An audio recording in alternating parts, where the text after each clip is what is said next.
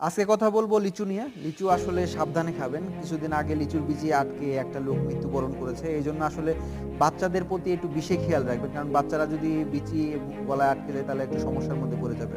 তো এখন আসলে কিছু প্রশ্নের উত্তর দিয়ে নিই। প্রতিদিন আমরা কয়টি লিচু খেতে পারবো? 25 থেকে 30 টা লিচু আপনারা খেতেই পারবেন।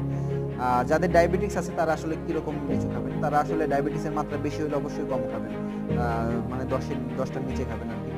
আর একটা কথা বলি আসলে ঘুমানো মানে খাবার পরে লিচু খাওয়া যাবে কিনা? অবশ্যই খাওয়ার পরে লিচু খাওয়া যাবে। কিন্তু ঘুমানোর আগ দিক দিয়ে লিচু খাবেন না। কারণ শর্করা রক্তের মধ্যে যদি মিশে যায় অতিরিক্ত তাহলে কিন্তু একটু সমস্যার মধ্যে পড়ে যাবেন। আচ্ছা, লিচু খেলে আলসার হয় কিনা? না, লিচু খেলে আলসার হয় না। অবশ্যই আপনারা লিচু খেতেই পারেন। আবার অনেকে বলেন লিচু খেলে ঠান্ডা লাগে কিনা? না, লিচু খেলে ঠান্ডা লাগে না। অনেকে প্রশ্ন করেন লিচু খেলে নাক দিয়ে আসলে রক্ত বের হয় কিনা? আসলে এটা যে প্রশ্ন করেছেন আসলে তাদের লিচু বাগান আছে। ১০০-১৫০ লিচু খান। আসলে অতিরিক্ত কোনো কিছুই ভালো না।